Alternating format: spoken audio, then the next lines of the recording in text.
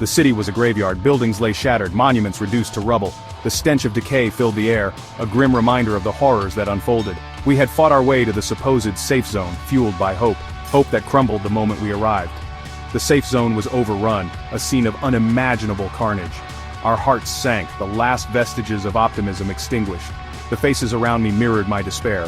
We had staked everything on this glimmer of hope, only to find it cruelly snatched away. The weight of this realization settled upon us like a shroud, heavy and suffocating. The few survivors we encountered were shadows of their former selves, their eyes hollowed by unimaginable loss.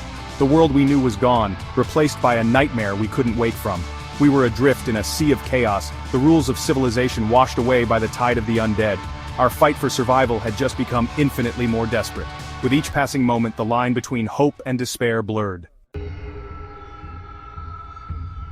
The world had descended into chaos, and with it, our moral compass seemed to spin wildly. Right and wrong, once clear and distinct, now blurred into shades of gray.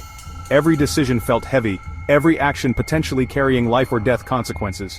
The constant threat of the undead chipped away at our humanity, forcing us to confront our darkest impulses. Food, once a simple necessity, was now a treasure fiercely guarded. Water, a source of life, became a bargaining chip in a desperate game of survival. The things we once took for granted were now luxuries, their value measured in blood and sacrifice. Each day brought fresh horrors, each encounter testing the limits of our compassion. The faces of the living were etched with a mixture of fear and desperation, reflecting the harsh realities of our new world. The dead, however, remained a constant threat, their relentless hunger an ever-present danger. In this new reality, the line between good and evil had become terrifyingly thin. We were all teetering on the edge, our humanity hanging by a thread.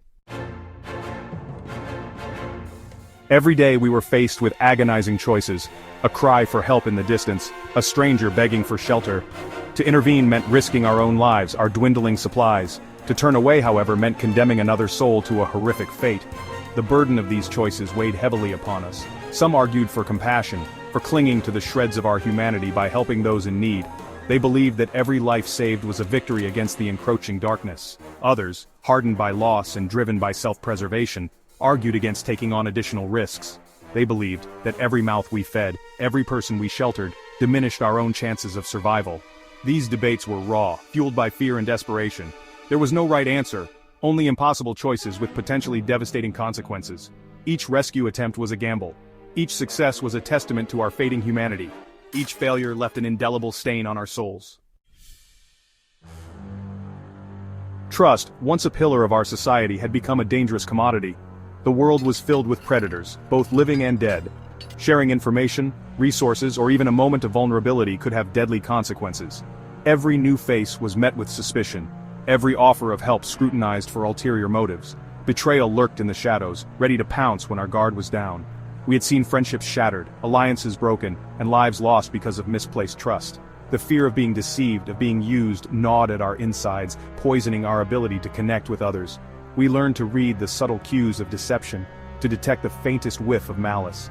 Survival depended on our ability to discern friend from foe, to trust our instincts above all else. Yet even with our heightened awareness, the pain of betrayal cut deep, a stark reminder of the fragility of human connection in this shattered world. Section 5. The weight of leadership. In the absence of traditional authority, leadership emerged from the most unlikely of places. Those who possessed courage, compassion, and the ability to inspire others naturally rose to the forefront. They carried the weight of responsibility on their shoulders, making decisions that impacted the lives of their followers. A true leader understood the delicate balance between strength and empathy. They inspired hope without sugarcoating the harsh realities we faced. They made tough decisions, even when those decisions came at a personal cost. They understood that the survival of the group depended on their ability to navigate the treacherous landscape of human nature. But leadership in this new world was a double-edged sword. The burden of responsibility could crush even the strongest of wills. The constant pressure, the knowledge that their choices determined the fate of others, took a heavy toll. Some leaders crumbled under the weight, their resolve broken by the horrors they witnessed. Others rose to the challenge, their humanity tested and tempered in the fires of adversity. Section 6. Scars of Survival. Survival came at a price. We bore the physical and emotional scars of our encounters with the undead and the depravity of our fellow humans. The world had forced us to confront our deepest fears, to witness atrocities that would forever haunt our nightmares. These experiences left an indelible mark on our souls. Some retreated into themselves, their silence a shield against the pain. Others found solace in the company of those who understood their burden, sharing stories of loss and resilience. We clung to any semblance of normalcy, any reminder of the world before. A cherished photograph, a familiar song, a faded memory, these became talismans against the encroaching darkness. The world had changed us, stripping away our innocence and leaving us hardened and wary. We had witnessed the best and worst of humanity, the depths of our capacity for both love and cruelty. These scars, both visible and invisible, were a testament to our survival, a constant reminder of the horrors we had endured. Section 7. Finding humanity in a world gone mad. Despite the relentless horror, glimmers of humanity still flickered in the darkness. Acts of kindness, however small, served as beacons of hope in this desolate landscape. Sharing a precious can of food, offering a shoulder to cry on, or simply listening to someone's story. These gestures reminded us that even in the face of unimaginable cruelty, compassion could still endure. We found solace in the bonds we forged with fellow survivors in the shared struggle for survival. These connections, forged in the fires of adversity, became our lifeline, a reminder that we were not alone in this fight. We clung to these relationships, drawing strength and support from each other. In the darkest of times, it was these acts of humanity, these moments of connection, that reminded us of our shared humanity. They gave us the strength to keep going, to believe that despite the horrors we had witnessed, the human spirit could still endure. Section 8. The unending struggle. The zombie apocalypse was not a single event but an ongoing struggle for survival. Every day brought new challenges, new threats, new reminders of the fragility of our existence. There was no end in sight, only the relentless pressure to keep moving, to keep fighting for another dawn. The world had become a dangerous and unpredictable place, where the line between life and death could be crossed in an instant. We learned to adapt, to scavenge, to defend ourselves against the relentless horde. We became hardened survivors, our instincts honed by constant danger.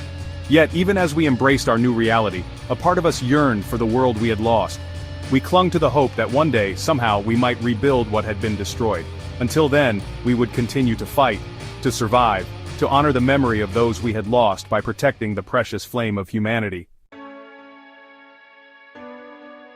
Section 9. Hope's ember still burns. The world may have been overrun by the undead, our cities reduced to rubble, but within the battered hearts of survivors, a flicker of hope persisted.